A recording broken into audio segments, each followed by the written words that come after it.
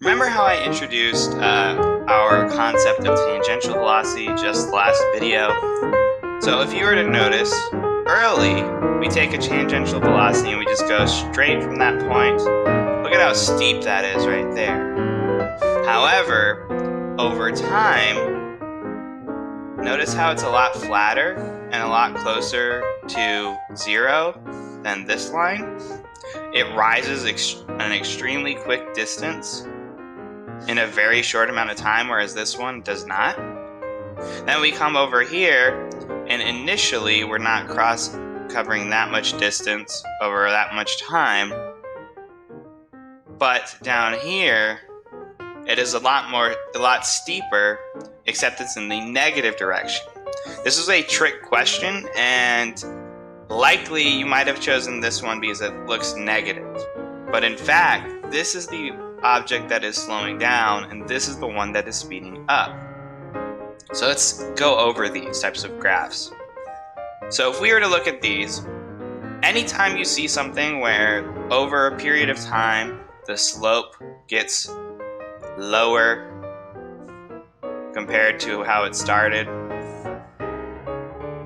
So right here the slope is kind of steep, and then over here it's almost at zero. The premise is that anytime rise over run gets less, no matter the value, so it can be a negative rise over run, if this number is going from, let's say, 8 over 3 to 2 over 3, you'll obviously choose this one as the smaller one compared to this one. You can even kind of see that, like, let's assume this is going -8 down, 3 over. This is going, we'll say it's -2, just for our sake. -2 down, and then 3 over. And you can kind of see that because the slope is decreasing over time, even though it is a negative number, we don't care. We're worried about the magnitude, so you can almost be like, the absolute value of this will be greater than the absolute value of this. This one's a little bit more obvious because it is a positive graph. The one trick is understanding that direction, like I was saying earlier, tells us that anything moving away is a positive direction. The velocity is positive because they're moving up. We're moving away from the origin, away from this line. Whereas the acceleration is negative because it is causing the velocity to go down over time. So v is going down, meaning acceleration is negative, because each second we go from 9 over 2 to 7 over 2 to 5 over 2. We are having a decrease from each number, which means we are negative. The next one, instead of being a negative or positive direction, it is a negative, went too fast. It is a negative direction, whereas the acceleration is positive. The idea is it started out as -8 over 3, I was saying, and then it eventually got down to -2 over 3. This means there had to have been some number being added between each one. The speeding up one looks a little bit wild, but it isn't too challenging. So in this case, all three are negative. These I think are easier because it's pretty straightforward no matter what. Direction and velocity pretty much are always going the same. It's acceleration that can change. But with these, the velocity, the tangential velocity is starting here, and then by this point it's a much greater value. Same thing with this one. I'm even going to remove my face so you can look at this. Maybe go over this, take a picture of all this stuff in your notes, and see that over time velocity is increasing. Hopefully you took the time to write down, pause the video, and write down this whole page, this whole slide. It is very important, and I think it would be great reference. But now I want to show you what these position versus time graphs look like in a velocity versus time manner. So drum roll, please. It's time for the moment you've been waiting for. Da da da da da da da da da da da da da da da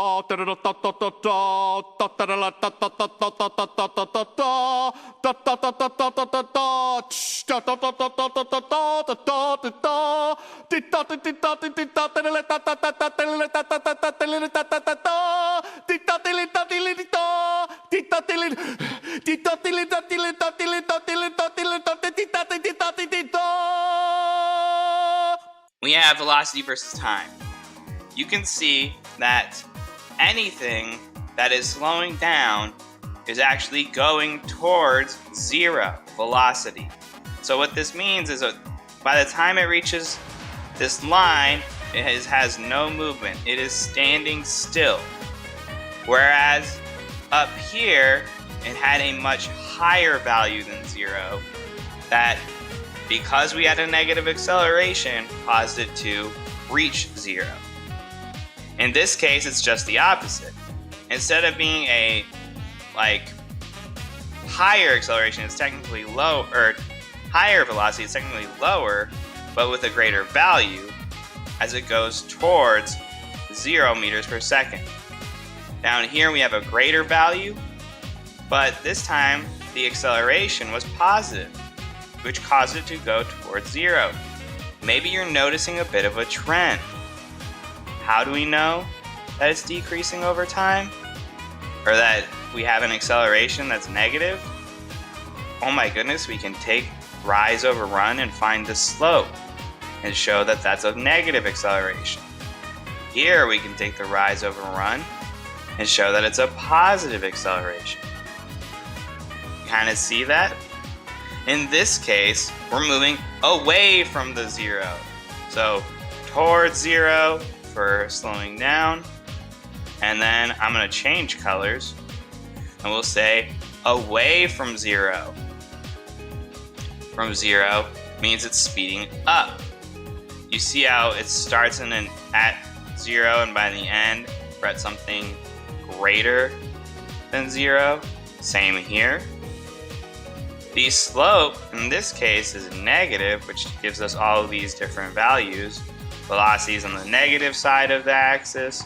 Direction is negative because we have a negative velocity. And acceleration is negative because this slope is negative. Here it's just the opposite, where everything is positive. Hopefully this is starting to make a little bit of sense.